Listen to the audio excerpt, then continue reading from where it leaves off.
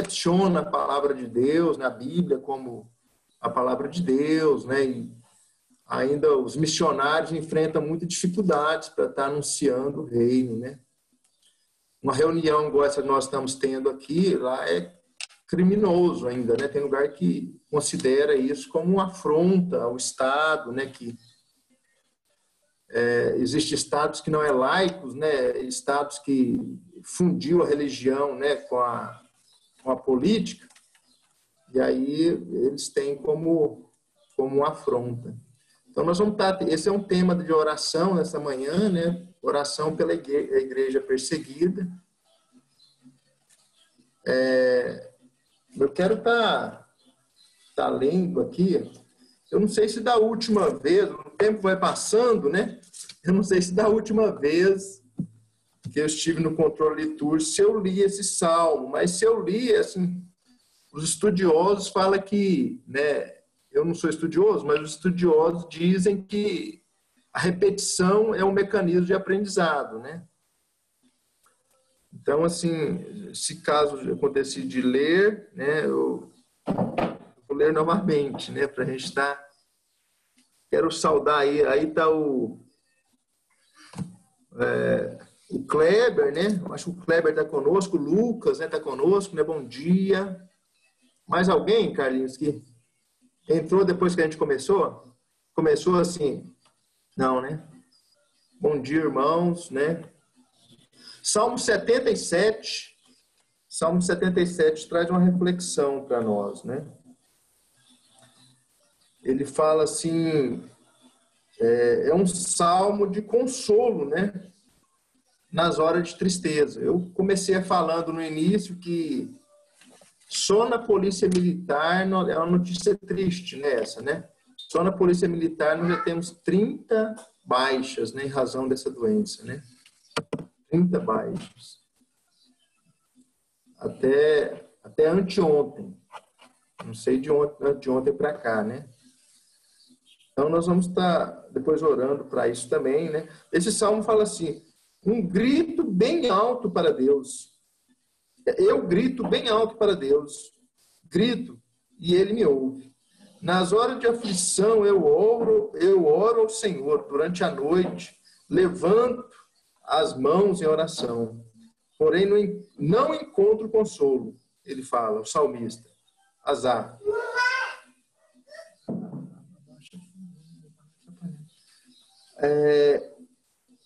Durante a noite levanto as mãos em oração, porém não encontro consolo. Penso em Deus e começo a gemer.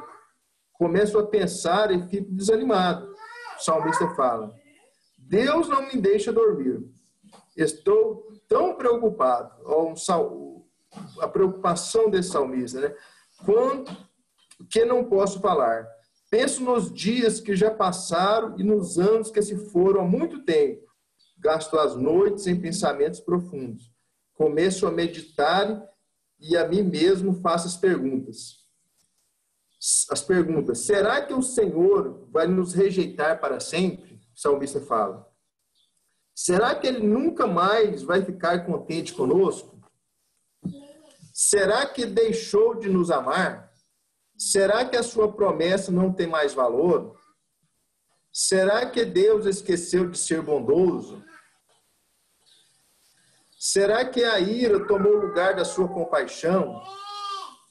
Então eu disse assim, o pior de tudo é que Deus Altíssimo não quer nos ajudar mais como antes. O Senhor Deus, eu lembrarei dos seus feitos maravilhosos. Ó Senhor Deus, eu lembrarei dos seus feitos maravilhosos. Recordarei as maravilhas que fizeste no passado. Pensarei em tudo o que tens feito. Meditarei em todos os teus atos poderosos. Ó Deus, tudo que faz é santo. Não há Deus que seja tão grande como o nosso Deus. Tu és o Deus que faz milagres. Tu tens mostrado o teu poder entre as nações. Pela tua força salvaste o teu povo, os descendentes de Jacó e de José. Ó Deus, quando as águas te viram, ficaram com medo. as águas profundas do mar tremeram. Houve trovoada nas alturas e os relâmpagos riscaram os céus em todas as direções. O estrondo dos teus trovões se espalhou por toda parte. Os relâmpagos iluminaram o mundo inteiro e a terra foi sacudida e tremeu.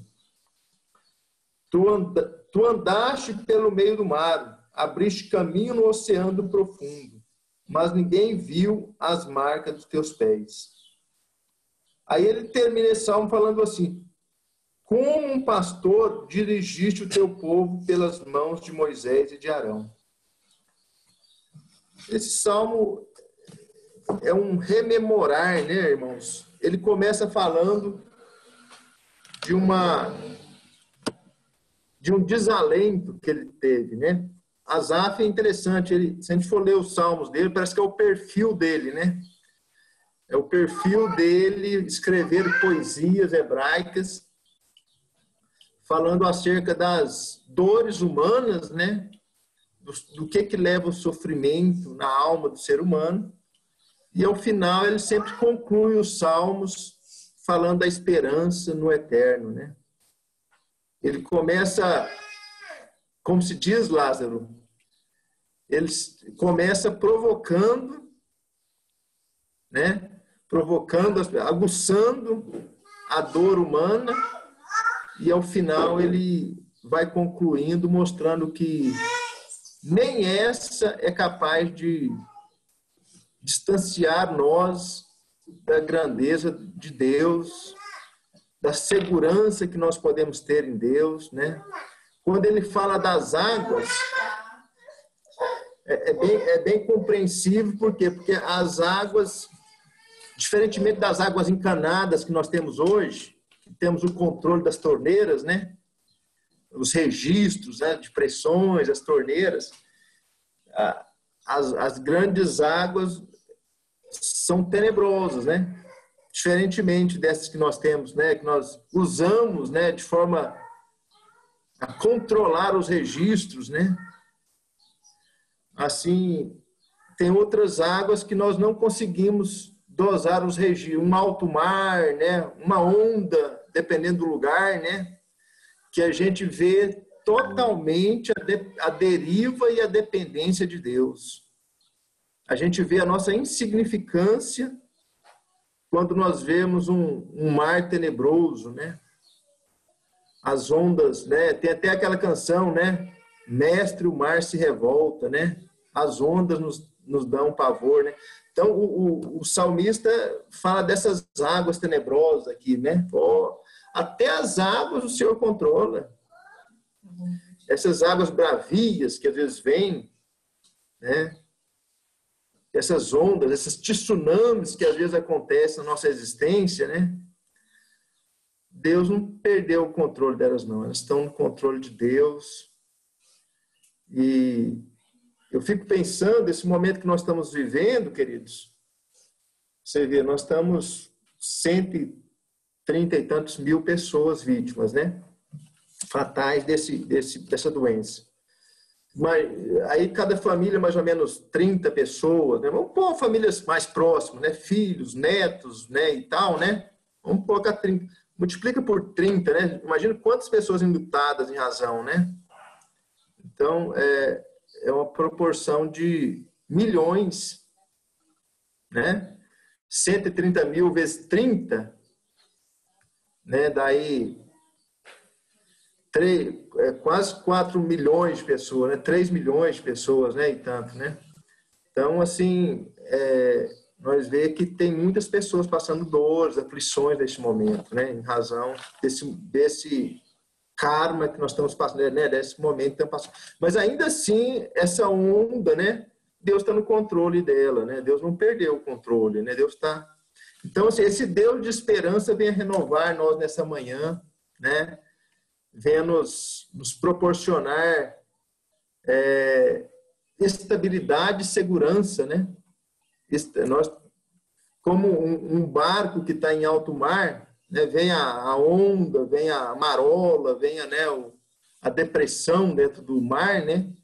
E a gente pode falar assim, não, Deus, eu sei que estou passando por isso, mas o Senhor continua sendo o Senhor dos mares também, né? Amém, queridos? Vamos estar orando. Quero pedir aí o Lázaro que eleve a Deus em oração, irmão Lázaro, para a gente louvar a Deus, engrandecer o Eterno por essa manhã, né? E animarmos uns aos outros, né? Dizer que Deus é um Deus de providência, de provisão. Amém, queridão? Amém.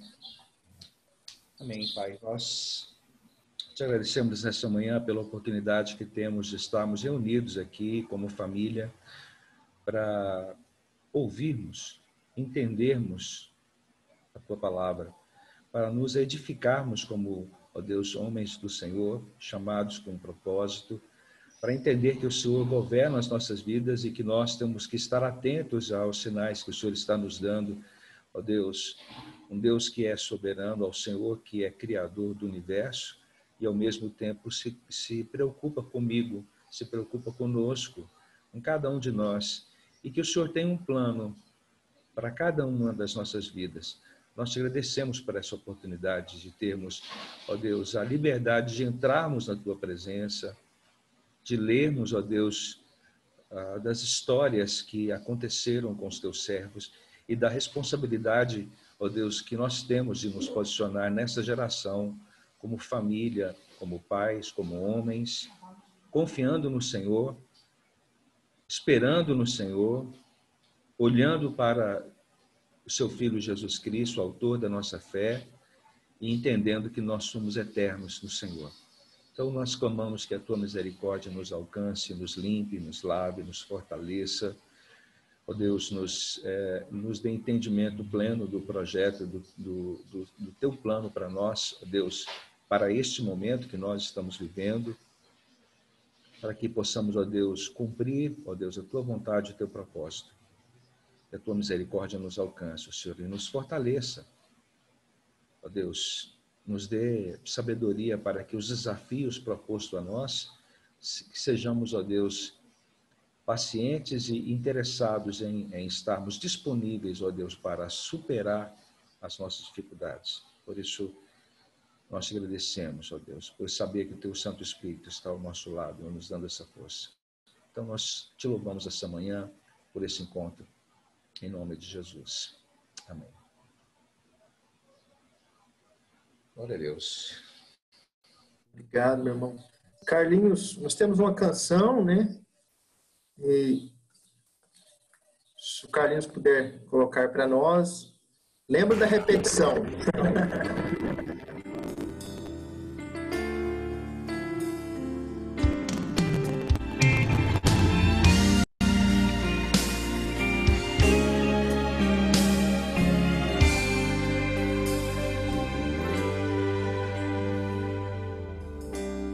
Não tenho palavras para agradecer Tua bondade. Dia após dia me cercas com fidelidade. Nunca me deixes esquecer que tudo que tenho, tudo que sou,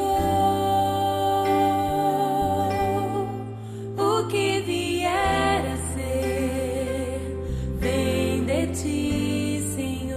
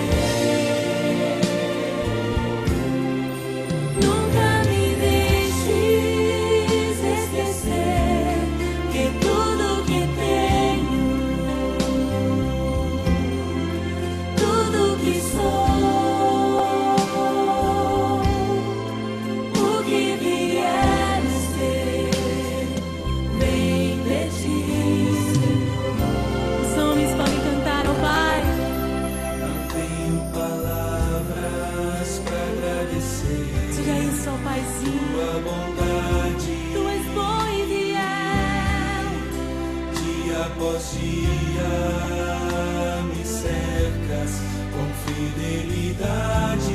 As filhas, nunca me deixes esquecer que tudo que tenho, tudo que sou, eu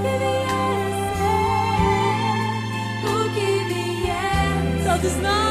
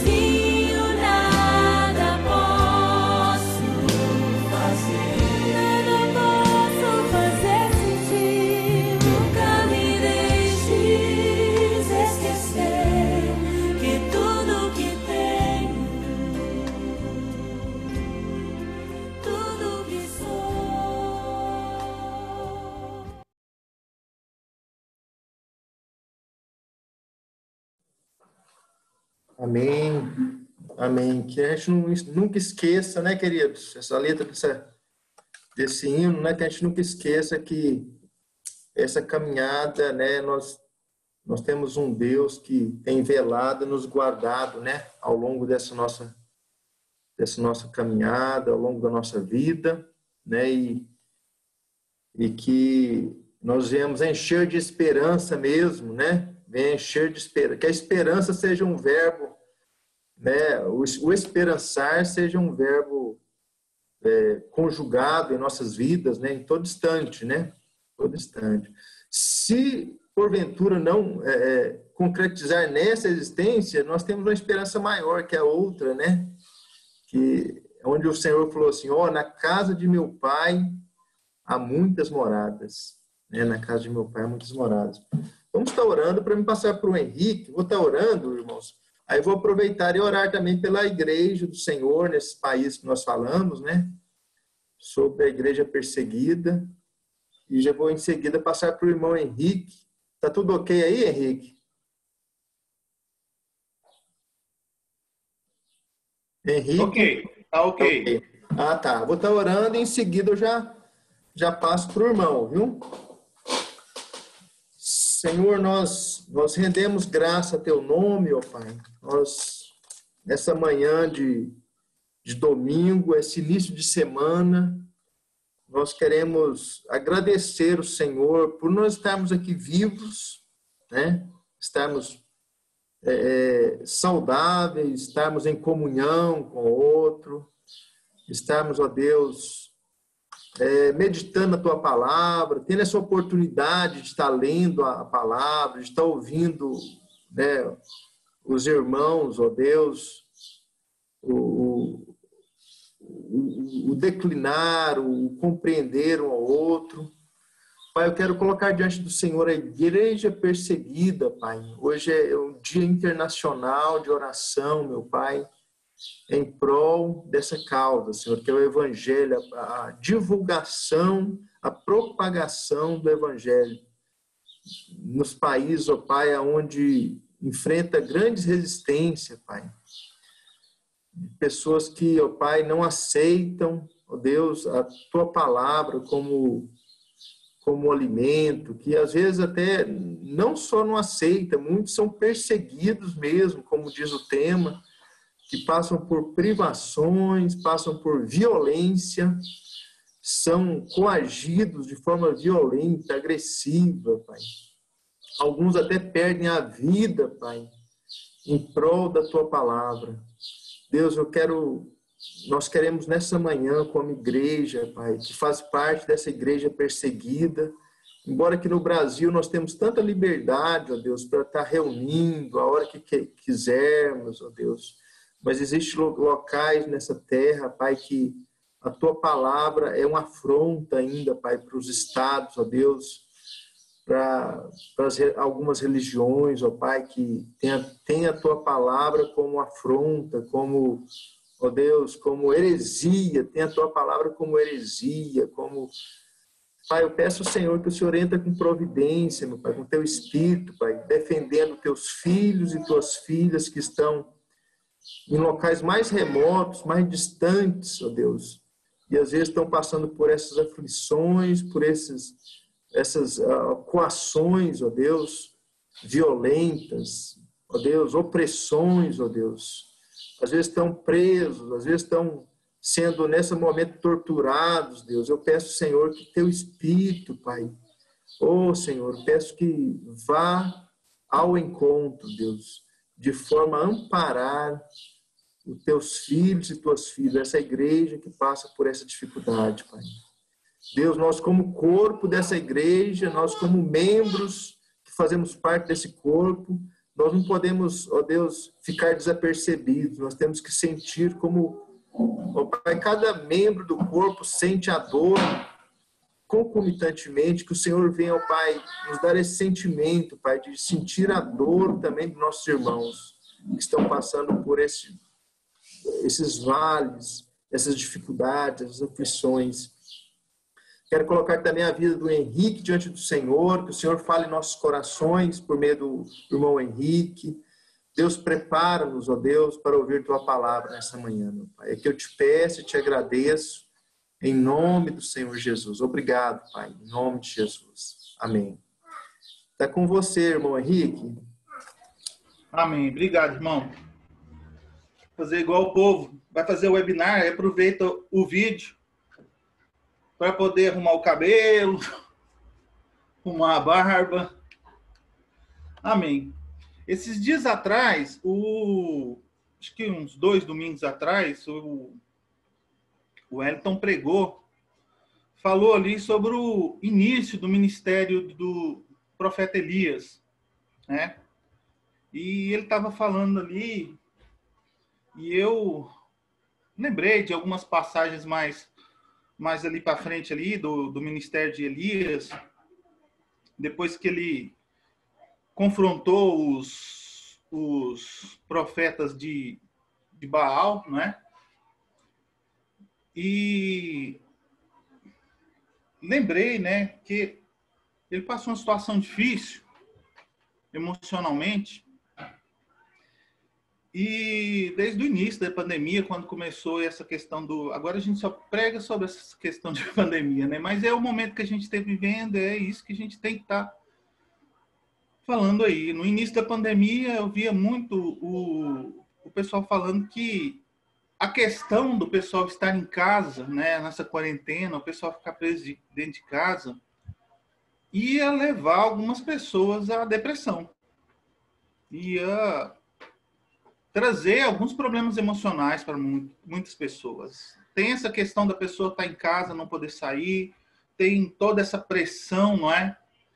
E com relação a tudo que está acontecendo, financeiro e toda essa questão. Na altura eu achei, isso deve ser besteira.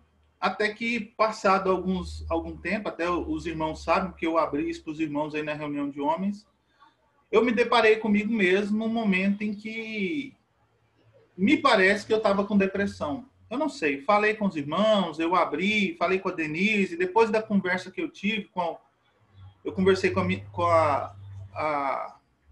médica minha e dos meninos, né? Conversei com a Denise, conversei com os irmãos, e a gente orou. E a partir desse momento, aquele sentimento que eu estava tendo, passou. Eu me senti mais confortável. E é claro que eu vou fazer uma investigação, porque se realmente for algum quadro de depressão, é uma coisa que a gente tem que ir atrás, tem que pesquisar, tem que tratar isso, né?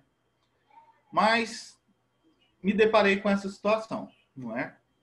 E lembrando aqui de Elias, eu resolvi, então, como uma continuação da pregação do Wellington, que falou ali do começo do ministério de Elias, falar um pouco mais para frente aí do ministério de Elias. Tá liberado aí, Carlinhos, para me compartilhar?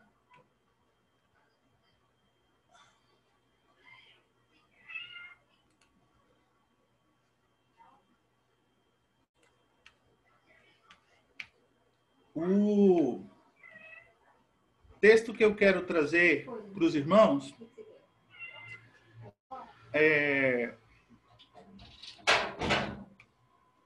deixa eu só abrir aqui, só um minuto.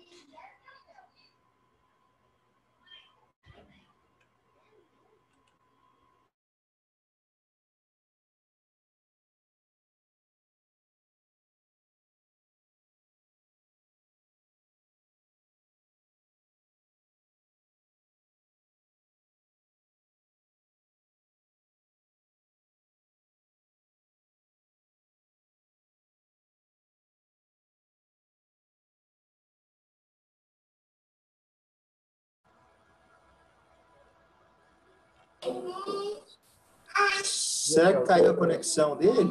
Não sei, tá tudo normal, né? Você viu, Ezequiel? É da conexão dele.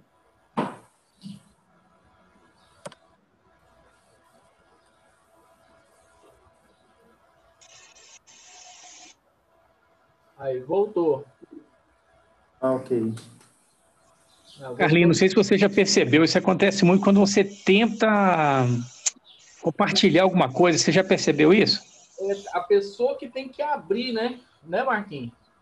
Não, mas eu falo assim, comigo mesmo aquela vez foi assim, no que você tenta compartilhar, não sei se pesa muito, entendeu? E aí zoa o áudio, enfim, O que as mulheres fizeram? A Tati fez, pegou com a Érica, ela fez os textos, tudo, e ela daqui mesmo contou, você entendeu? Aí eu acho que fica mais leve. É isso que eu pensei mesmo, de mandar para as pessoas, né, sem ter que compartilhar. É uma boa ideia isso aí, viu? Entendeu? Que aí ela fez os slides, aí foi saindo normal. Vamos esperar ele voltar aqui, ele caiu a conexão dele, entendeu? Vamos aguardar ele retornar. Até que ele retorne, irmãos. Aí ele entrou novamente. Tá. Entrou novamente. Então, beleza, vamos aguardar.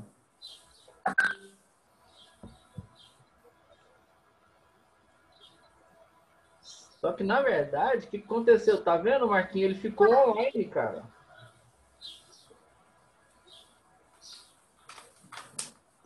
Mas isso aí não é o Wagner, né? Parece que foi o Wagner que... Não, eu vou desconectar o Henrique para ele voltar. Porque eu tá compartilhando tela, viu? Tá. Achei que fosse o Wagner que estava compartilhando. Não.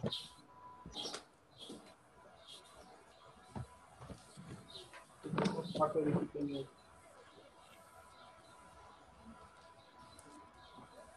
Isso acontece. O mundo da tecnologia, ele tem as imprevisibilidades, né, irmãos? Como tudo na vida, né? Vivendo o novo, é o novo No normal.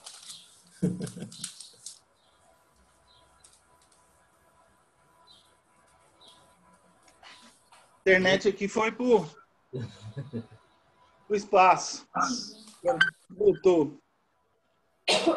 Tranquilo, Tá me meu irmão. ouvindo? Tô te ouvindo, tô compartilhando a tela novamente com você, ô. Ok. Eu Aí, vou. Esperado. O computador que não está conectado, eu vou falando aqui. Se conectar, eu compartilho a tela. Certo. Então, como eu estava falando, não sei onde que eu. Até onde vocês me ouviram aí? Você ia começar a abrir o material e indicar tá. os textos. Amém. Então, queria falar sobre o esgotamento emocional, não é? Mostrar que nesses momentos as pessoas são pessoas e mas Deus continua sendo Deus. Né? Esse é o tema da minha pregação de hoje. Eu vou deixar como leitura para quem quiser ler, aprofundar mais um pouco, que eu acho que é interessante. Eu vou comentar sobre isso. Não vou ler, mas eu vou comentar sobre 1 Reis 18. Né? Eu vou ler o texto de 1 Reis 19. Vou fazer uma explanação sobre 1 Reis 21, 2 Reis 2, Malaquias 4, 5, Mateus 11, 14 e Apocalipse 11, 6, 12. Eu estou falando todos esses textos que foi onde eu li, onde eu peguei como base da pregação. Eu não vou ler isso tudo, vou fazer uma explanação sobre eles, um resumo. E esses são os textos que eu usei. Eu vou começar, então, fazendo um resumo aqui. Eu vou ler 1 Reis 18, mas antes eu vou fazer um resumo do que aconteceu antes. Há 2 semanas atrás, salvo erro, né, o Elton pregou sobre Elias, quando ele falou para Acabe que Deus ia haver uma estiagem em Israel, não é, que ia demorar lá 3 anos. E Deus mandou ele ir para o deserto, ficou lá perto de um ribeiro lá, Deus alimentou ele. Depois dali, ele foi lá viver com a viúva, ficou lá com a viúva e tal. Aí, passado algum tempo, né, Deus mandou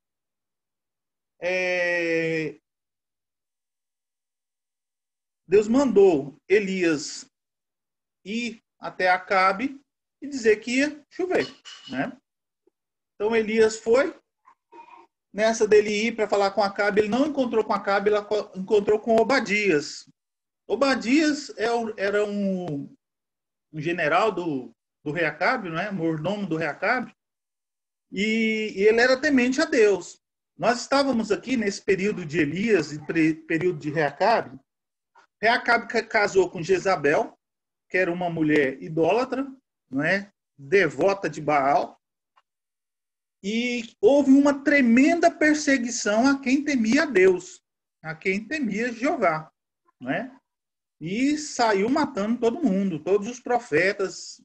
Uma perseguição contra quem temia a Deus, quem buscava a presença de Deus, né? E Obadias, como temia a Deus, ele escondeu a situação, né? Escondeu essa situação, mas ele pegou alguns profetas e escondeu esses profetas, protegeu esses profetas aí dessa perseguição.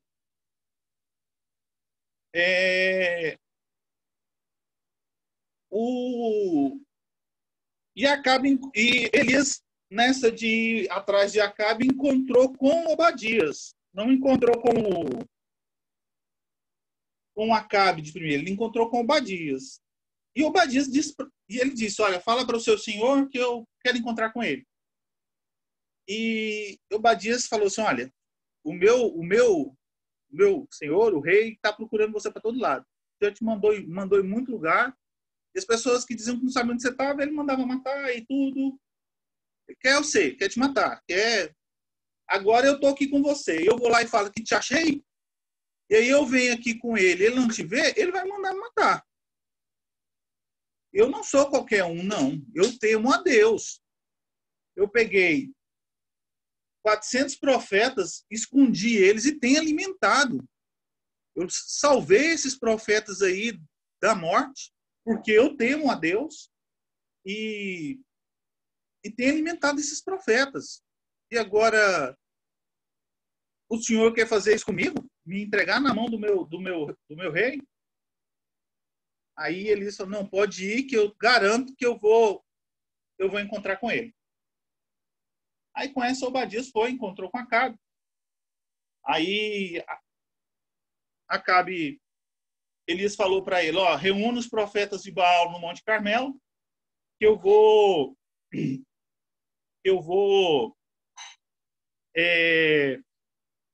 e nós vamos lá ter uma conversa. Vamos ver quem que é Deus, se é Baal ou se é Jeová.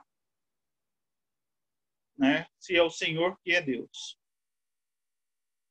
Aí, encontraram no Carmelo. Aí todo mundo acho que conhece a história. Ficaram ali, Elias mandou os profetas de Baal invocar o Baal para ver se ele respondia. Ele não respondeu. Depois de muito tempo, aí Elias sozinho fez o altar, invocou o Senhor respondeu, queimou o holocausto que estava sobre o altar. A Bíblia fala que ele queimou até a água que estava no chão, né?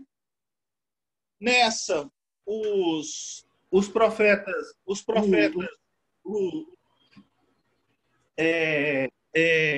povo de Israel disse, o Senhor é Deus, fazendo uma alusão aí ao nome de Elias, né, que significa o Senhor é Deus.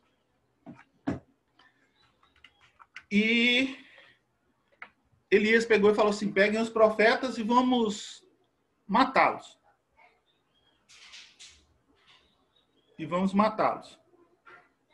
Estão me ouvindo, irmãos? Porque eu voltei aqui, o Paulo, o Ezequiel e o Wagner tá do jeitinho que tava a hora que travou. Eu falei, o trem continua travado, tá bom. Tá de boa, Henrique, manda pau. Aí... Tá tudo bem, Henrique, tá tudo certo, tá tranquilo, tá te ouvindo bem. E aí, então, ele matou, então, aí os profetas de Baal, lá no Ribeiro, né? E ele pegou e daí, depois que aconteceu isso, lá no Monte Carmelo, ele estava no Monte Carmelo. Aí depois que aconteceu isso, o Elias foi para o Monte Carmelo, subiu mais ao cume, ele já estava no Monte Carmelo, acredito que ele tenha subido a um outro cume ou alguma outra parte do Monte Carmelo, e orou para trazer chuva. E assim que Deus deu um sinal de chuva, ele foi até Elias e falou, olha, vai para casa, porque vai chover. Né? E realmente choveu. Aí no capítulo 19, eu vou ler o capítulo 19 agora, né? Então, quer dizer, até aqui eles vinham fazendo vários milagres aí, até chegar nesse momento, vamos dizer assim, do auge dessa situação em que Deus fez um milagre tremendo, consumindo o holocausto ali, lambendo até a água, queimando até a água que estava no chão, e limpou Israel dos profetas de Baal, mas ficou Jezabel, né? E aí eu vou ler o capítulo 19 agora, eu vou ler todo, tá? Ora, Acabe fez saber a Jezabel tudo quanto Elias havia feito, e como matara a espada todos os profetas. Então Jezabel mandou um mensageiro a Elias a dizer-lhe, assim me façam os deuses e outro tanto, se até amanhã, a estas horas, eu não fizer a tua vida como a de um deles. Quando ele viu isto, levantou-se e para escapar com vida, se foi... Só um minutinho.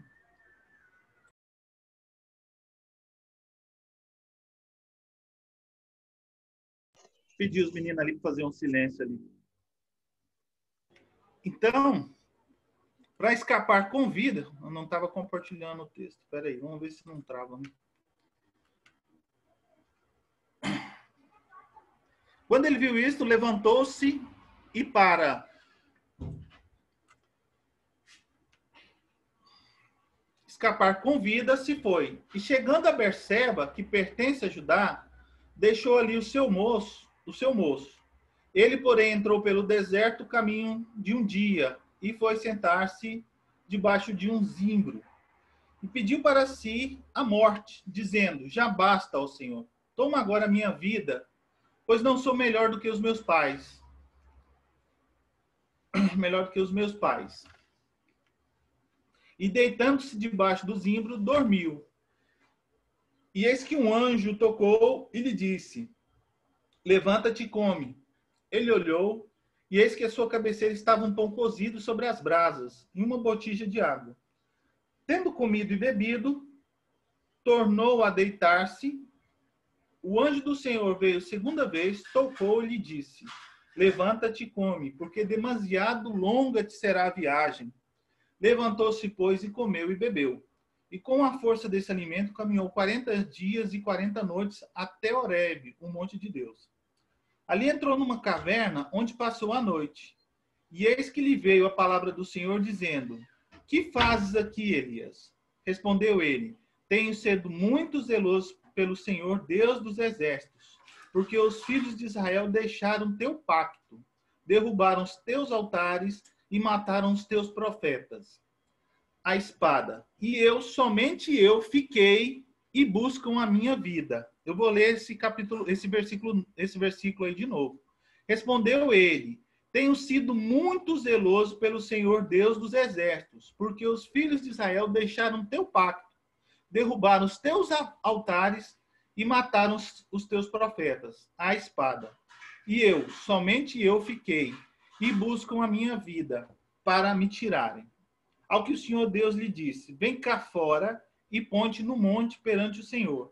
Eis que o Senhor passou e um grande e forte vento fendia os montes e despedaçava as pedras diante do Senhor. Porém o Senhor não estava no vento. Depois do vento, um terremoto. Porém o Senhor não estava no terremoto. E depois do terremoto, um fogo. Porém o Senhor não estava no fogo. E ainda depois do fogo, uma voz mansa e delicada. E ao ouvi-la, Elias cobriu o rosto com a capa e saindo pôs-se à entrada da caverna. E eis que lhe veio uma voz que dizia: que fazes aqui, Elias? Respondeu ele: tenho sido muito zeloso pelo Senhor Deus dos exércitos, porque os filhos de Israel deixaram teu pacto, derrubaram os teus altares e mataram os teus profetas. A espada. E eu, somente eu, fiquei e buscam a minha vida para me tirarem. Eu vou ler esse trecho de novo. Tenho sido muito zeloso pelo Senhor Deus dos exércitos, porque os filhos de Israel deixaram o seu pacto, derrubaram os teus altares e mataram os teus profetas à espada. E eu, somente eu, fiquei e buscam a minha vida para me tirarem. Então o Senhor lhe disse: vai, volta pelo teu caminho para o deserto de Damasco. Quando lá chegares, ungirá a Azael para ser rei sobre a Síria, e a Jeú, filho de Ninsi, ungirás para ser rei sobre Israel. Bem como Eliseu, filho de Safate, de Abel-Meolá, ungirás para ser profeta em teu lugar. E há de ser que o que escapar da espada a Azael, matá-lo-á Jeú, e o que escapar da espada de Jeú, matá-lo-á Eliseu. Todavia deixarei em Israel 7.000, todos os joelhos que não se dobraram a Baal, e toda a boca que não o beijou. Partiu, pois, Elias dali e achou Eliseu, filho de Safate, que andava lavrando com 12 juntas de bois adiante dele. Estando ele com a 12ª, chegando-se Elias a Eliseu, lançou a sua capa sobre ele. Então, deixando esses os bois, correu após Elias e disse: deixa-me beijar a meu pai e minha mãe. Então te seguirei. Respondeu Elias: vai, volta, pois que te fiz eu? Voltou, pois, de seguir, tomou a junta de bois e os matou. E com os aparelhos dos bois cozeu a carne e os deu ao povo, e comeram. Então se levantou e seguiu a Elias e o servia. Bom, eu acho muito interessante esse texto aqui. Já na leitura aqui, eu vi algumas coisas que eu já estava até querendo fugir já do texto. Mas eu quero me ater aqui ao texto, né? E falar aqui sobre quem era Elias aqui nessa questão, né? Quem foi Elias? A gente entender aqui quem era Elias. Bom,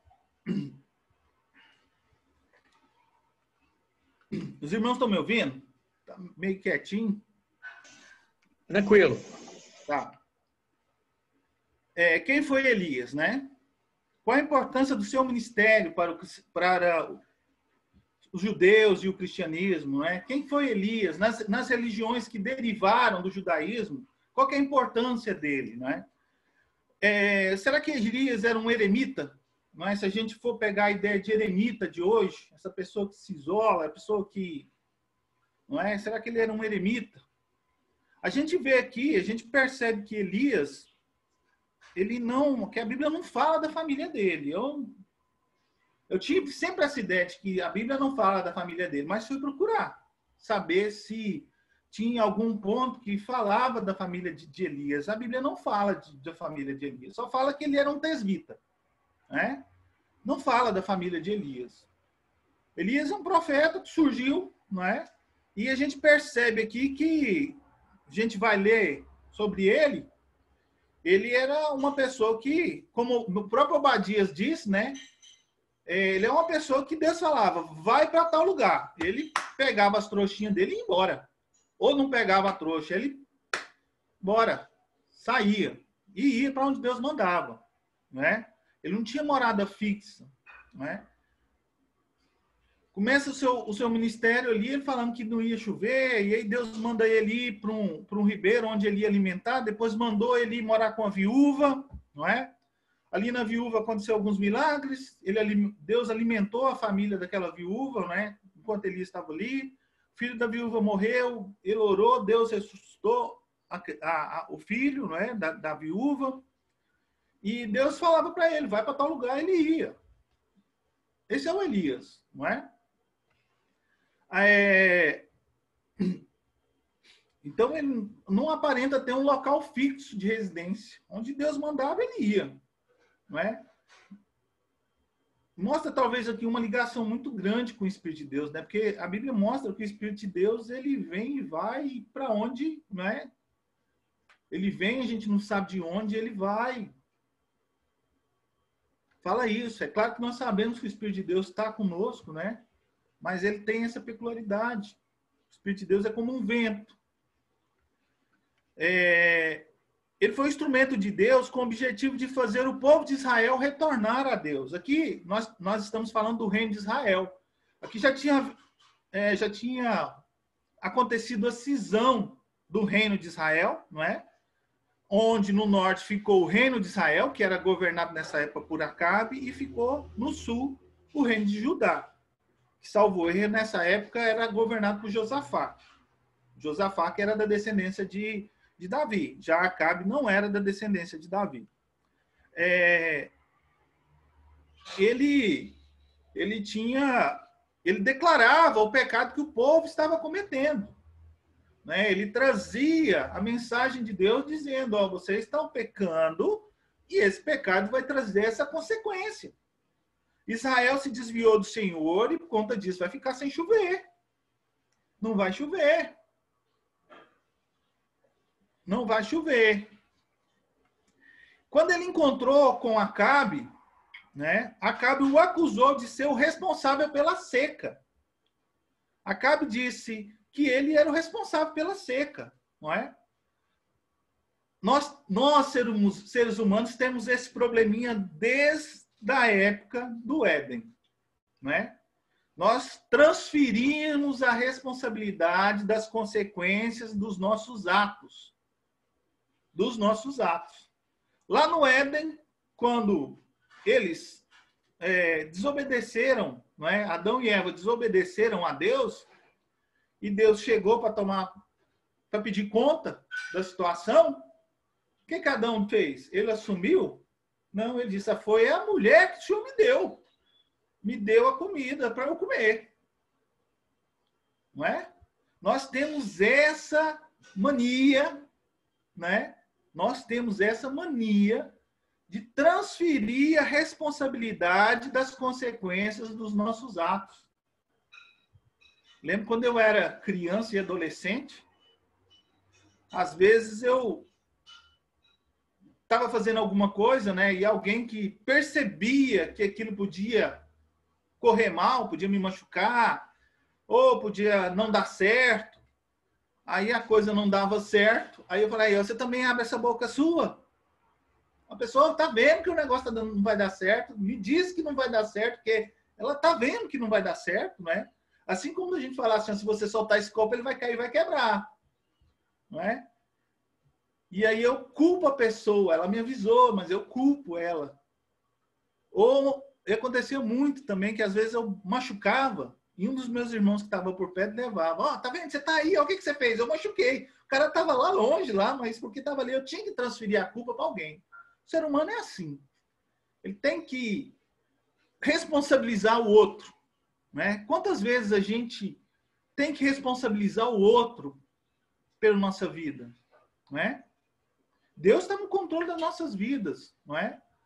E às vezes as coisas que acontecem errado na nossa vida é porque a gente não deixa Deus controlar a nossa vida. Não deixa. Não para falar, Deus, estou querendo fazer isso. O que o senhor acha? Fala comigo. Eu faço, eu não faço? A gente toma a decisão, vai lá, faz o treino dar certo. Aí a gente tem que culpar alguém, né? E às vezes até a gente culpa Deus também. Deus, o Senhor não cuida de mim. Deus, o Senhor não me abençoa. O Senhor da Bíblia fala que o Senhor abençoa, mas eu não estou sendo abençoado. Fica aí chorando. A gente é assim. Somos assim, né?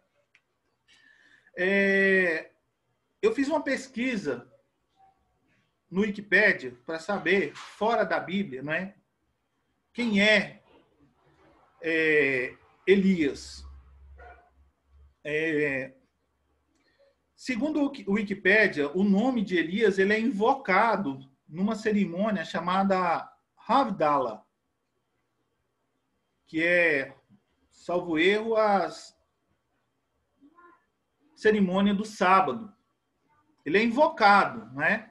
Quando eu li esse texto invocado, fica me parecendo que Elias, para o judaísmo, ele é como se fosse um santo. Ele é visto como se fosse um santo do catolicismo, não é?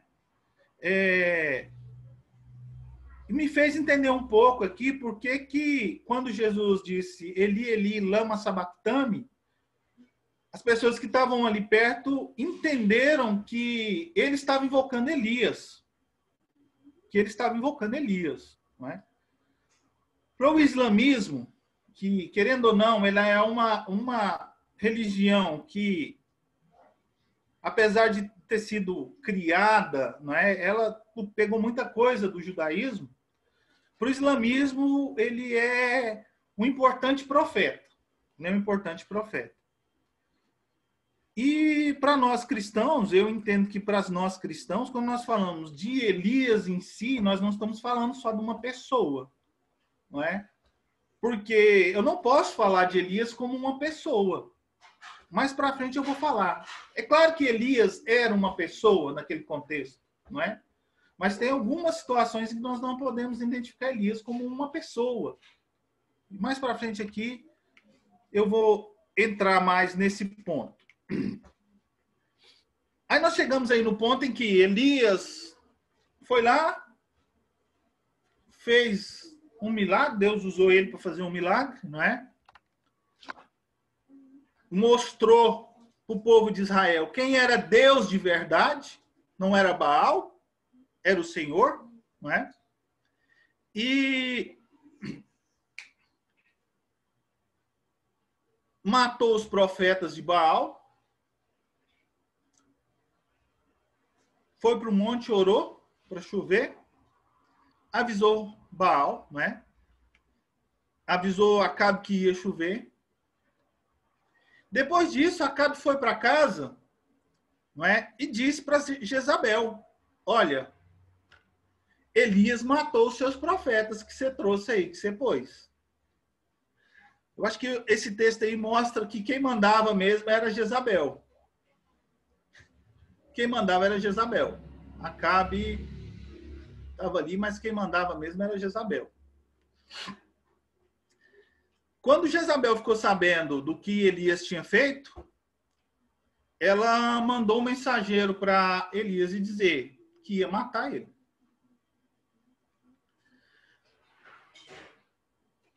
E aqui eu queria que a gente entendesse aqui um contexto aqui, não é? Vamos lá, vou voltar aqui e fazer um resuminho de novo. Elias morou debaixo de um zimbro, foi para a casa de uma viúva, fez um milagre ali, alimentou a viúva, o menino da viúva morreu, ele ressuscitou o menino, né? Só um minutinho, irmãos.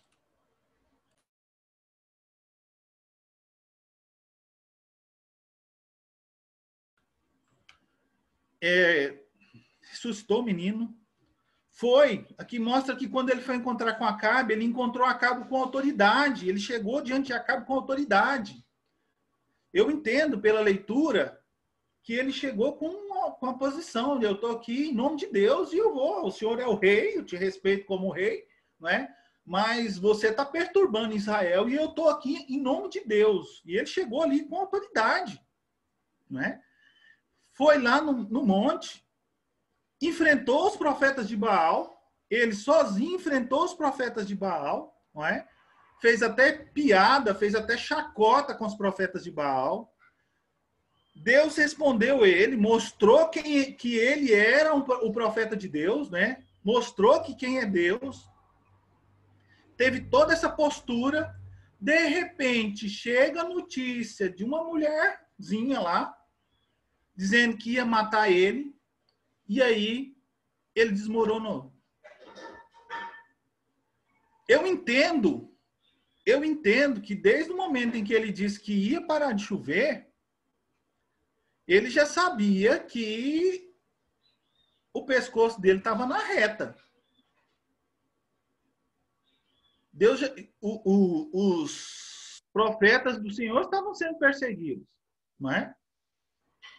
E eu entendo que quando ele disse que ia chover, ele sabia que não ia chover, ele sabia que Acabe queria matar ele.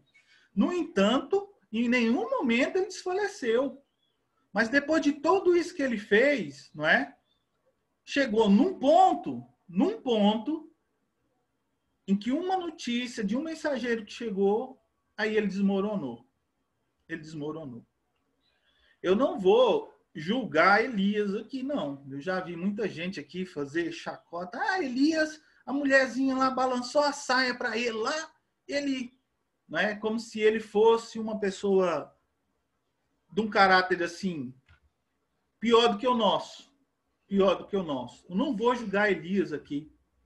Acredito que, apesar de toda a autoridade que ele se apresentou diante de Acabe, apesar de tudo o que ele fez, ele estava passando por um momento de grande pressão emocional. Grande pressão. Ele era um ser humano. Não é? E chegou naquele ponto que uma coisa pequena fez ele desmoronar. Fez ele desmoronar. Irmãos, eu estou com a tela aqui, eu não estou compartilhando, porque eu estou com receio de travar de novo. Então, eu vou lendo aqui, tá? Depois, se os irmãos quiserem, eu posso compartilhar. Ô, Henrique, eu até te pedir mesmo, depois você manda o material para gente, se for possível, lá no grupo, cara. Eu mando, depois eu mando lá. Ô, Marquinhos, bom ver você aí, cara. Saudade de você. Uma hora eu vou ligar para nós bater um papo. Beleza. Aí, eu dei uma pesquisada sobre a questão de esgotamento emocional. Dei uma pesquisada sobre a questão de esgotamento emocional. Achei um texto que eu acho que diz bem sobre isso. Eu vou ler, tá? Alguns neurocientistas referem que as pessoas mentalmente cansadas têm uma percepção mais negativa da sua realidade e, além disso, são muito mais emocionalmente sensíveis. As pessoas que sofrem de esgotamento emocional, geralmente, e aqui eu grifei, essa parte que eu vou ler agora eu grifei, sentem que não têm poder ou controle sobre o que está acontecendo na sua vida. Essa parte eu grifei, não é? Normalmente, quando a pessoa está deprimida, ou ela dá aquela desanimada, não é? Eu vou trazer aqui a minha história com relação àquilo que eu falei, questão do problema que eu tive, não é? Senti uma tristeza. Eu sou um cara que gosta muito de refletir sobre a vida, eu gosto de analisar. Às vezes eu estou na rua, vejo um pessoal ali tomando uma cerveja ali e falo assim, meu Deus do céu, o mundo, esse pessoal aí, né? Eu reflito muito sobre isso. Eu vejo o pessoal postando na internet, sextou. Eu vejo a pobreza da vida da pessoa. A pessoa trabalha a semana inteira para poder chegar na sexta para descansar do trabalho. Quer dizer, ela trabalha para ganhar dinheiro para poder chegar na sexta, para poder reclamar do trabalho, que ela tem que voltar na segunda para poder ganhar dinheiro para poder chegar na outra sexta-feira. Uma pobreza, uma vida sem sentido realmente, não é? E as pessoas não percebem isso. Eu costumo analisar isso, né? Mas pronto, não é? Nessa situação que eu vivi, a questão aí do que eu estava sentindo, foi engraçado que teve um momento que aconteceu uma coisa pequena, mas aquilo me bateu de uma forma que me deixou numa tristeza tremenda. Eu fiquei muitos dias pensando naquilo, remoendo aquilo. Uma coisa boba, não é? Isso é a pessoa esgotada emocionalmente, isso é a pessoa com depressão. É isso. Uma coisa à toa. Nós temos aqui o exemplo de Elias. O tanto que ele fez, o tanto que aconteceu, não é? E aí chegou uma noticiazinha de uma mulher e ele desmoronou. Como eu disse, eu não quero julgar Elias. Tudo aquilo que aconteceu, tudo aquilo que ele fez, eu acredito que ele estava passando por um momento de pressão. Ele sabia quem era Deus, entendeu? Mas ele continuava sendo ser humano. Ele continuava sendo ser humano. E nesse momento aqui, ele entrou em depressão. E pediu para morrer. Ele desistiu. Pediu para morrer. Falou, Deus, me leva. Me leva. E eu acredito, né? O pessoal vê muito esse texto de Elias de uma forma crítica. Olha, o Elias perdeu a posição dele por conta que desesperou, né? Mas eu entendo, lendo o texto, que Deus entendeu Elias. Que Deus percebeu que Elias chegou no limite dele. E Deus não colocou aqui, poderia ter colocado uma carga maior, mas Deus não colocou. Quando Elias vai, né, aí a Bíblia fala que ele estava no Monte Carmelo. O Monte Carmelo fica ali mais ao norte de Israel, perto do litoral. Eu tenho um mapa aqui, deixa eu ver se eu consigo compartilhar. Fica ao norte de Israel. Não vou arriscar compartilhar, não. Fica mais ao norte ali de Israel, perto do litoral. Jezreel fica um pouquinho para baixo, um pouco para oeste, para leste, fica Jezreel. Berseba fica bem para o norte de Israel, depois de Jerusalém, no deserto. Lá onde ele estava, Carmelo, Monte Carmelo, é um lugar bem verde, tem muito verde lá, naquela região. E já onde que ele fugiu, para poder fugir de Jezabel, ele foi para Berseba. Berseba, se você olhar no mapa de Israel, deserto puro em volta. Além disso, a Bíblia fala que ele deixou o moço dele ali e se embrenhou mais no deserto. embreou mais no deserto. Foi aí mais um dia de viagem para dentro do deserto. Deitou debaixo de uma árvorezinha lá e pediu: Deus, não aguento mais não, me leva. Me leva. Não suporto mais. Né? Aí ali Deus alimentou ele, deu forças para ele. E quando ele se alimentou, e quando Deus trouxe um suprimento para ele, não é? Ele orou, vamos dizer, ele orou. Ele fez uma oração: Deus, eu estou nas últimas. Não é? Deus trouxe um suprimento para ele, não é? E eu entendo que a partir daquele momento ali ele percebeu: eu preciso de Deus. Eu preciso de Deus, não é? A percepção que a gente tem que tentar ter nesses momentos de dificuldade. Deixa eu ver. Ô, Henrique. Oi. Sabe o que chama atenção? Depois de uma experiência tão intensa que o cara viveu, né, não? Pois é. Dá para entender um negócio desse? O grau sei lá, de intimidade que ele teve naqueles poucos momentos antes, né? Enfim, vai entender, né, Henrique? Pois é, cara, mas é o que eu tô te falando, Marcos. Foi muito intenso a coisa, entendeu? Apesar dele ter ali, estar naquela intimidade, ser aquilo. Vamos dizer assim, que ele tinha aquela intimidade com o Espírito, que ele agia como o Espírito de Deus. Ele ia onde o Espírito mandava. Entendeu? De repente ele aparecia do nada. A Bíblia me parece que o povo estava numa cidade ali, de repente Elias aparecia lá. Entendeu? Um eremita, sei lá, entendeu? Tinha uma intimidade grande com o Espírito de Deus, entendeu? Mas foi um ministério muito intenso. E ele era ser humano, cara. Ele é ser humano como a gente. Com certeza, se nós estivéssemos na mesma situação, nós teríamos feito a mesma coisa, a gente tinha entrado no mesmo desespero, ou talvez pior. Ou talvez até pior, entendeu? E ali ele foi, depois que Deus supriu ele um pouco, ele entendeu: eu preciso de Deus. Preciso mais de Deus, né? E aí ele foi para Horebe.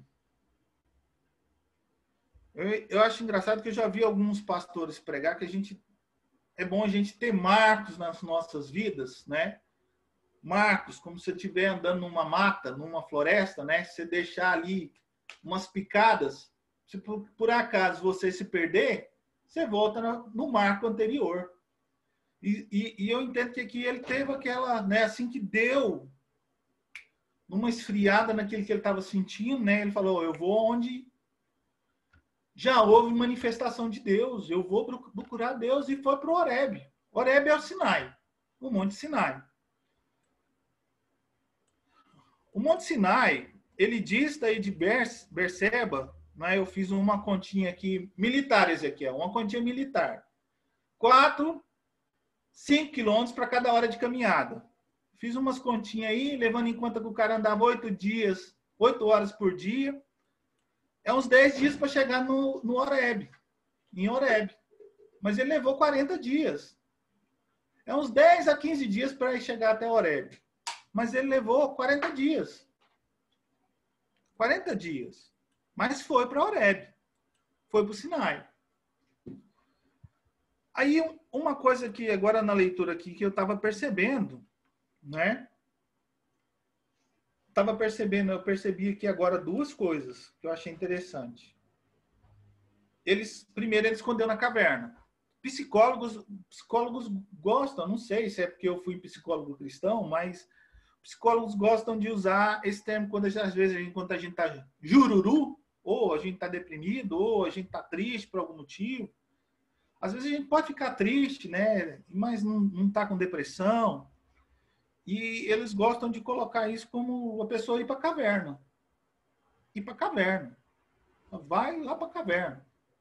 Quer ficar ali no momento dela, pensando na vida, pensando no que está acontecendo.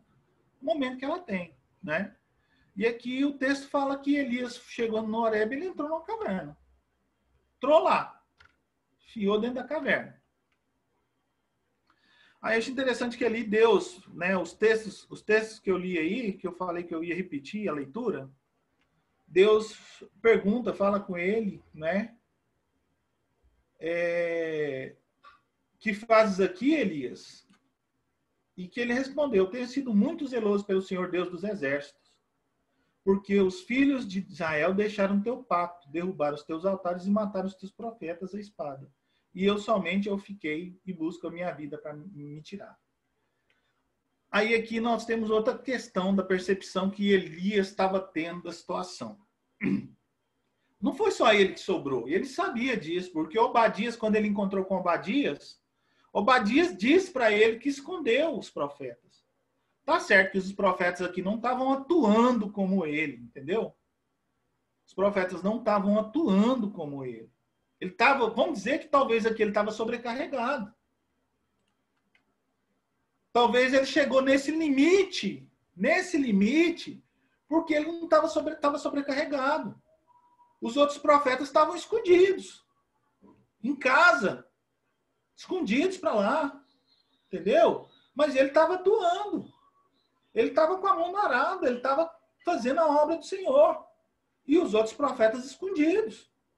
Sobraram. Primeiro nós temos aqui, não foi só ele que sobrou. Tem os outros profetas, não é? Tinha os outros. Mas talvez aqui a questão toda, né, que talvez foi o que levou ele a entrar nessa depressão, não é? É porque ele estava sobrecarregado.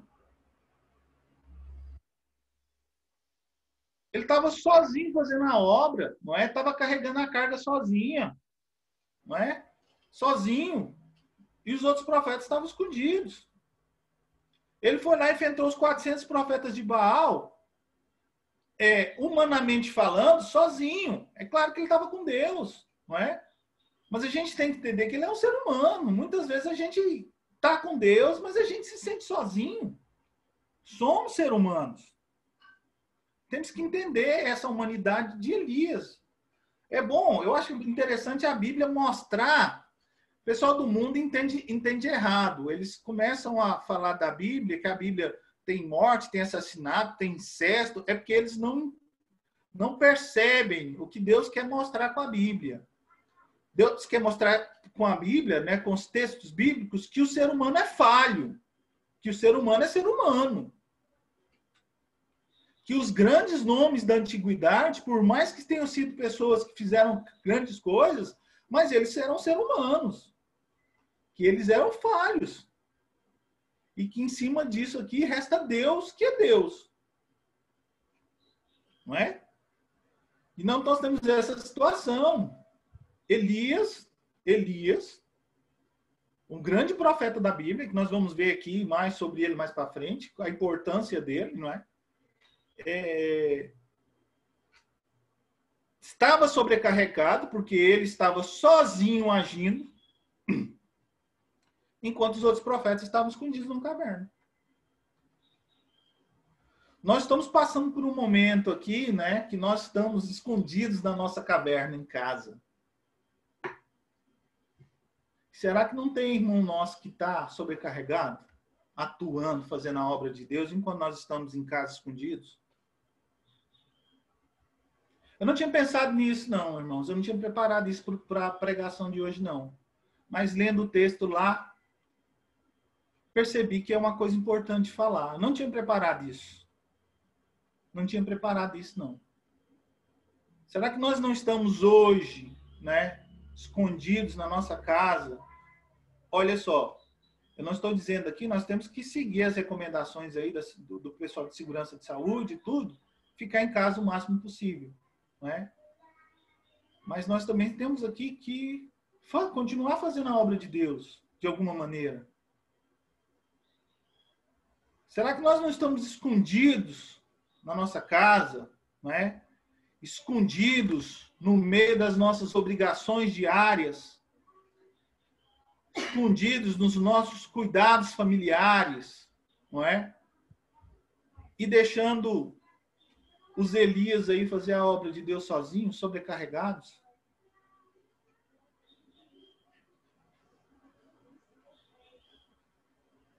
Será que não estamos fazendo isso? Eu não tinha preparado isso, não. Não tinha preparado isso para essa pregação, não. Mas percebi isso agora. Será que não estamos fazendo isso? Acho que é o caso da gente orar e colocar isso diante de Deus. Então nós temos aqui que Elias estava sobrecarregado. E ele chegou num ponto, houve uma ruptura na situação. Se ele é um ser humano.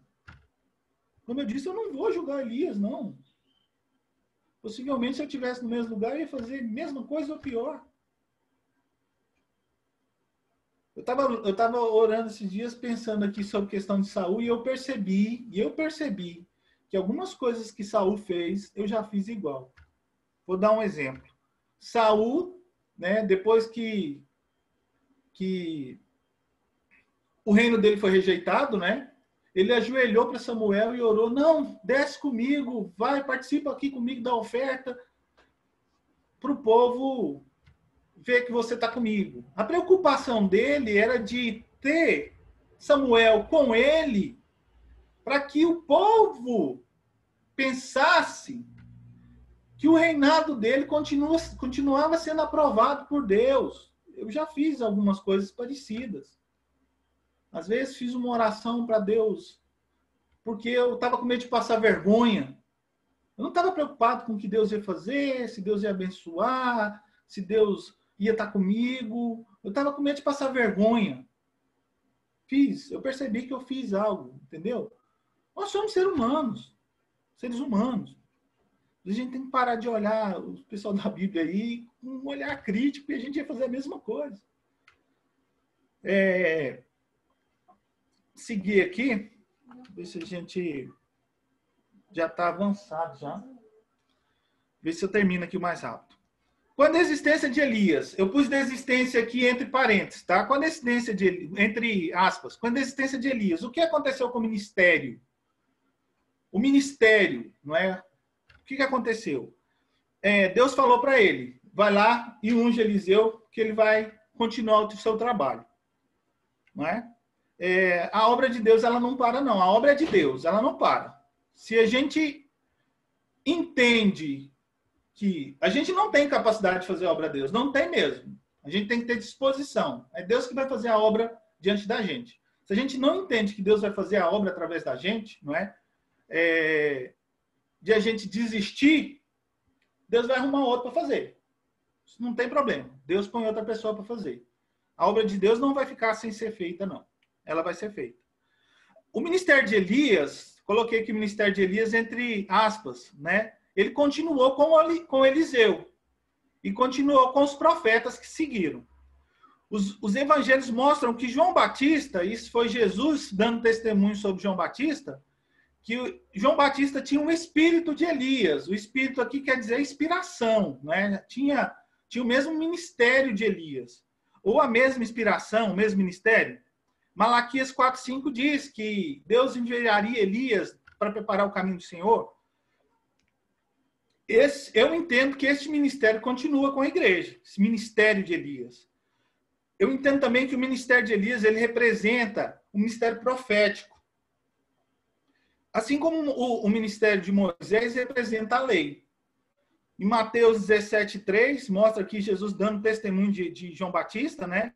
Em Apocalipse 11:6 e 12, falam das duas testemunhas que vão vir no fim dos tempos, e que as pessoas entendem que Elias e Moisés, não que seja Elias e Moisés, mas que sejam as pessoas que representam o ministério de Elias e o ministério de Moisés, o ministério profético e a lei.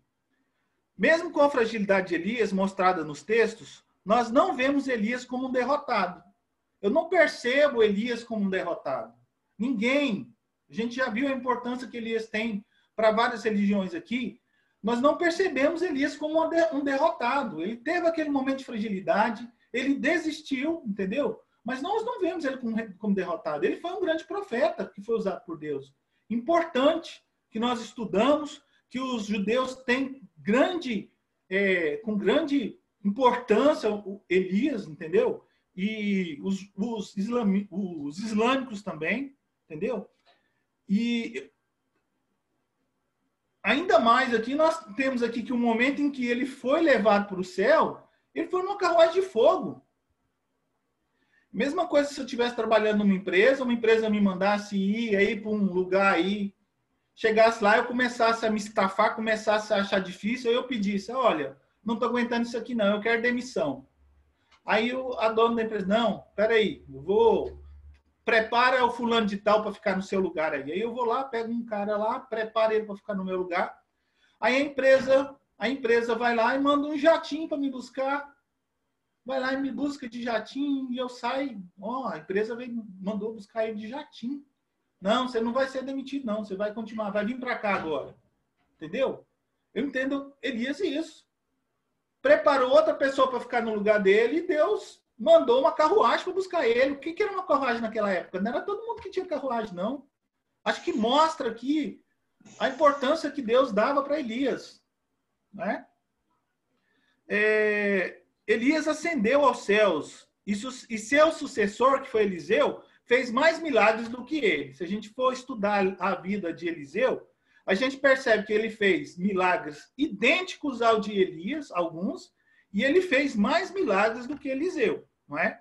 Eu acho que aqui é um paralelo muito interessante com nós cristãos, porque Jesus disse que quando ele voltasse para o céu, nós faríamos coisas maiores do que ele fez, porque ele estaria no céu, não é? Então, concluindo, agora eu estou concluindo, já para a gente terminar, nós somos seres humanos e estamos sujeitos às emoções. E Deus entende isso. Não é? Deus entende. Deus quer que a gente vença isso. Mas Ele nos conhece. Tanto é que Deus não coloca carga acima do que a gente suporta. E eu acho que essa vida de Elias ele chegou no limite dele e eu acho que Deus entendeu. E Deus podia ter feito lá que ele morresse de uma forma. Não, Deus falou, treina outra pessoa para ficar no seu lugar e eu vou te buscar. A limusine da época era carruagem. E chegou uma carruagem de fogo para buscar Elias. Eu entendo aqui que Deus mostrou que não desmereceu Elias porque ele fraquejou. Deus preparou outra pessoa, pôs no lugar dele e vamos embora, vem para casa. Podemos ficar tristes, deprimidos, desesperados e pensar em desistir, ou até mesmo desistir. Por isso vivemos em família. Nós vivemos em família para a gente poder cuidar um do outro. Nós estamos em família para poder ligar para o irmão, falar com o irmão. Irmão, você está precisando de alguma coisa? Como é que está? Vamos orar. Não é?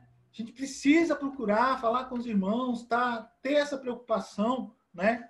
De cuidar um do outro, saber como é que está, se está precisando de alguma coisa. Né? Às vezes precisa de uma palavra dura, às vezes precisa que a gente passe um bálsamo. A gente vive em família. Eu tenho aprendido, eu quero agradecer os irmãos aqui, principalmente o Ezequiel, o Lucas, o Wellington, o Paulo, né, que é o pessoal que está mais à frente aí da igreja aí, que eu tenho aprendido o que é viver em família aqui na Sal. Eu já frequentei várias igrejas, entendeu? Mas aqui eu até tendo a oportunidade de ser família, de ser aquele irmão chato que vai lá e reclama, entendeu? E que o outro irmão acha ruim, mas que a gente continua se amando do mesmo jeito, vai lá, reconcilia, entendeu? Porque família é isso. Família é isso. Tive uma namorada uma vez, né, que ela queria sair, e eu estava arrumando para sair, inclusive, né, mas a minha mãe começou a passar mal. A minha mãe, ela não era de fazer coisa para poder barrar minhas namoradas. Minha mãe, na verdade, ela queria me despachar logo, queria que eu casar logo, né? Mas a minha mãe estava passando mal no dia, e eu liguei para minha namorada e disse, não vai dar para sair, minha mãe está passando mal, vou ficar aqui com ela. E ela achou ruim. E aí ela pegou e me disse, você escolhe, ou eu ou sua mãe. Aí eu disse para ela assim, olha, isso aqui eu não tenho como escolher não. Como é que eu vou escolher entre você e minha mãe? A minha mãe... Eu escolho a Denise. A minha mãe eu não escolho. Não era a Denise, não, foi a namorada antes dela aí. A minha mãe eu não escolho, a minha mãe eu fui escolhido. Eu nasci dela, ela é minha mãe, não tem como eu escolher. Já você, eu tenho. A gente já estava, na época a gente já estava caminhando para os finalmente do relacionamento, né? Já você, como é que faz? Rapaz, ela percebeu a besteira que ela fez, mudou a conversa na hora, né? Irmãos, eu quero falar para vocês que estão aqui, que estão ouvindo essa pregação, nós aqui Nós não escolhemos nós, não. Foi Deus que escolheu e nós colocou a gente aqui, a gente é família. Entendeu? A gente é família.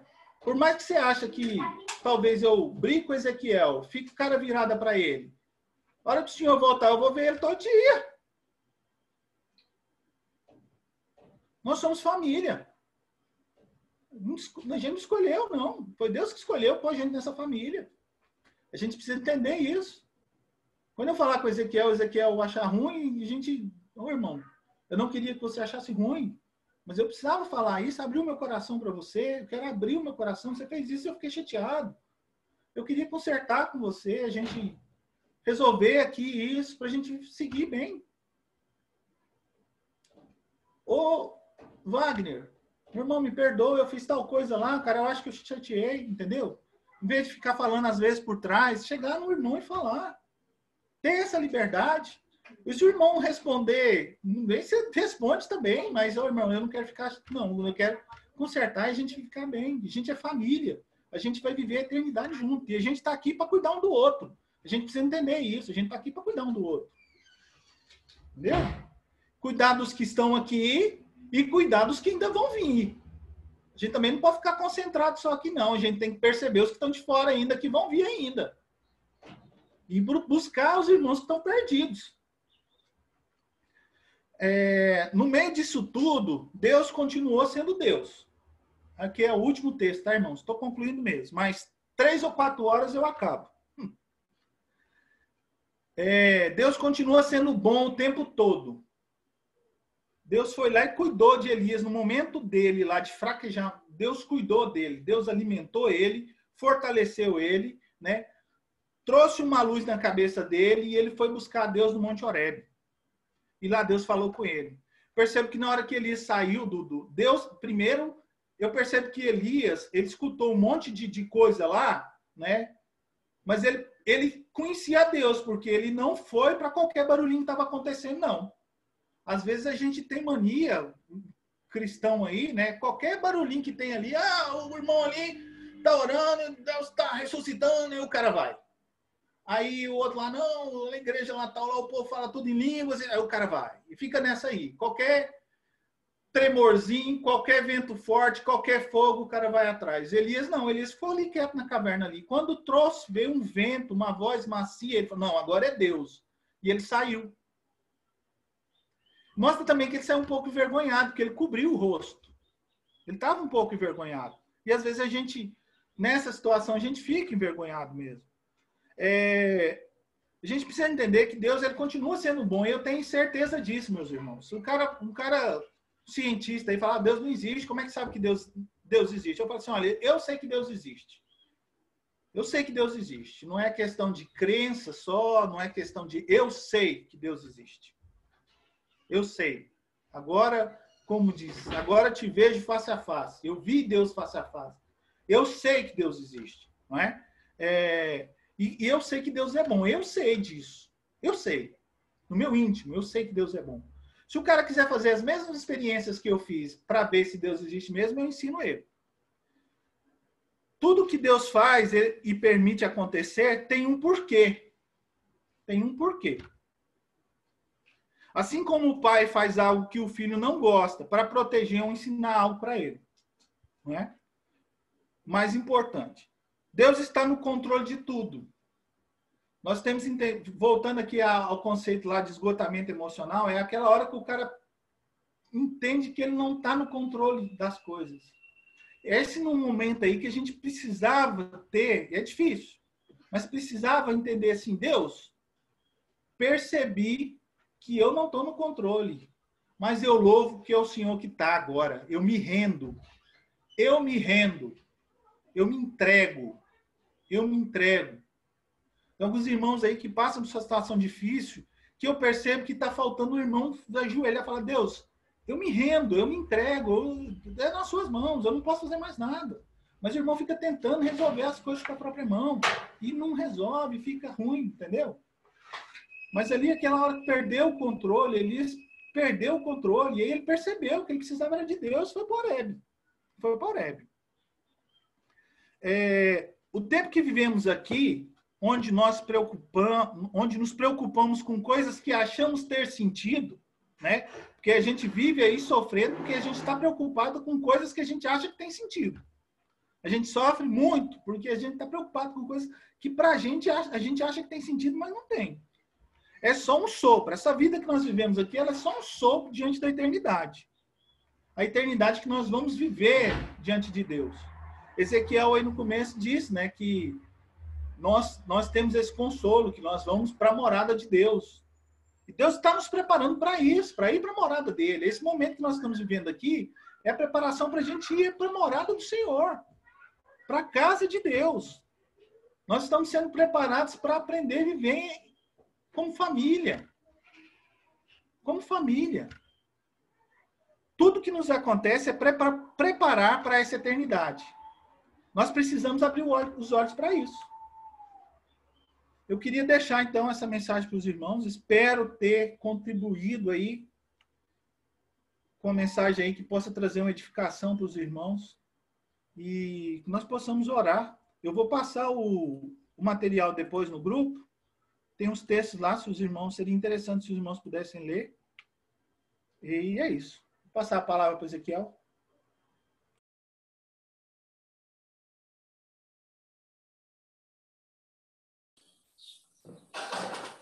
Amém, meu irmão.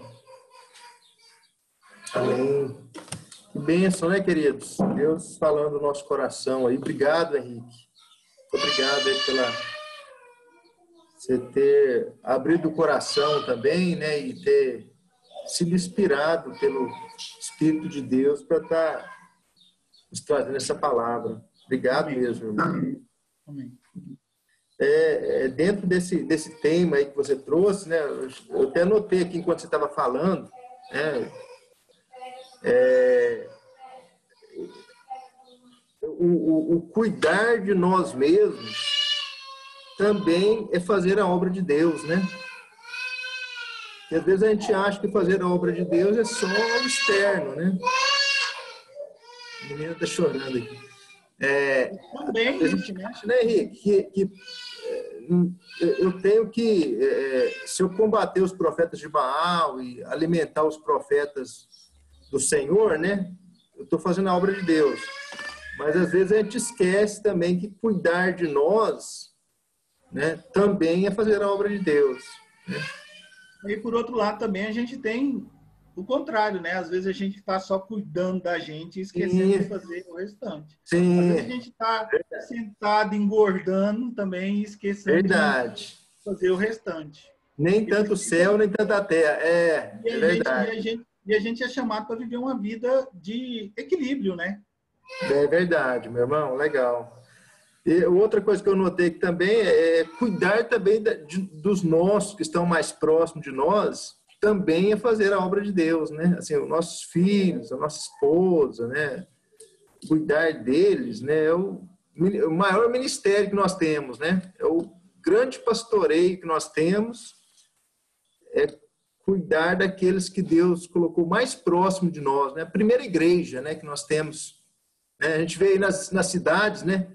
Primeira Igreja Batista de Goiânia, né? Primeira Igreja Presbiteriana de Goiânia. Então, a primeira igreja que Deus nos deu o pastoreio, né, o cuidado, é aqueles que estão mais próximos de nós, né? Nossos filhos, a nossa esposa, né? Os nossos irmãos. Eu acho que esse aí, como diz, nós somos apaixonados pela África, né? Em ver o missionário que vai para a África, a gente acha fantástico mesmo, né? Mas assim, é muito legal também aqueles que falam assim, olha, eu estou cuidando lá de casa, né? Estou cuidando lá dos que estão mais, aqueles que Deus confiou, né? Em primeira mão, né? Da nossa. Não é que eu estou falando que não é bíblico nós irmos às nações, não, fazer um transcultural, né? Pensam demais. Mas assim, antes de fazer esse transcultural, nós vamos fazer o intracultural, né? Que é aqueles que... Ezequiel, acho que mais importante aqui, né? A gente percebe aqui na vida de Elias, né? Que é o mais importante ainda. Tudo isso que você falou é importante. Cuidar de dentro, cuidar de fora, não é? Mas o mais importante aqui, mais importante, até o Paulo Júnior fala muito isso, o Hélio também falando muito isso, é levantar de manhã e falar, Deus, o que o Senhor quer que eu faça hoje? A gente percebe isso na vida de Elias. Elias, Deus falava, vai para tal lugar. Ele ia onde Deus mandava, não é? Deus falava, a gente tem que ter essa, principalmente, mais importante de tudo, é ter essa sensibilidade para o Espírito de Deus, entendeu? Entender o que Deus está fazendo, o que Deus está fazendo, não é? E fazer o que Deus quer. É importantíssimo tudo isso, mas o mais importante, acho que o primordial aí, o início, é ouvir a voz de Deus e entender para onde que Deus quer que a gente vai, para o que Deus quer que a gente faz, entendeu? Amém, glória a Deus. Bom demais, viu, irmãos? Bom demais. O Lucas está aí conosco, né? Está ouvindo, Lucas? Tô sim, tô aqui, Ezequiel. Eu tô meio... Hoje eu não consegui entrar porque eu tô com os meninos aqui também. Ah, tá. Se puder dar terça, vê se eu não estou esquecendo de alguma coisa. Terça é culto dos homens, né, irmão? Quarta é culto das mulheres. Tem algum outro aviso, Lucas, que... Não, acho que esses são os principais. Eu queria só reforçar, né, que o tio da Sara está em franca recuperação, assim. Eu não falei nada ainda, mas depois, quando ele sair, vou pedir para ele estar gravando um vídeo também, falando, testemunhando para a nossa igreja aí. São momentos muito difíceis, né? Mas graças a Deus, ontem ele já ficou em pé. Eu nem sabia disso, que ele está entubado. Fez uma traqueostomia, né? Mas está entubado agora direto aqui pela traqueia. Mas ele já ficou em pé, já está fazendo até alguns trabalhos com fisioterapeuta. Ele é sedado, mas não 100%. Então ele entende, ele abre os olhos, ele responde. Tem falado que quer ir embora. Se Deus quiser, essa semana aí, eu acho que ele é liberado. Ele já vai pelo menos pro quarto aí. Amém.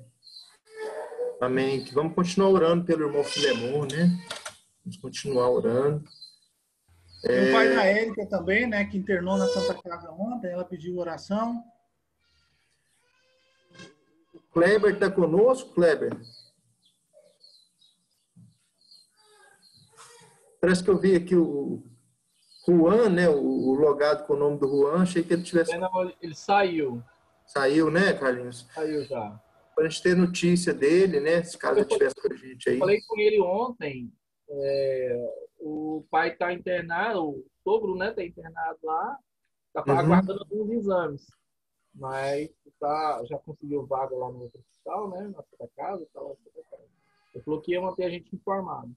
Falei com ele ontem. Já era noite, né? Amém. Amém. Amém, queridos. Um último tópico que eu notei aqui da palavra do Henrique é sobre a ajuda, né? Nós temos, mesmo a gente estando distante, assim, tudo, né? A gente tem que... Foi o fechamento da palavra do Henrique, é sobre a importância da gente pedir ajuda, né? Assim, a gente, né, Henrique? Elias, quando viu ele naquela situação, ele falou, eu vou ao Deus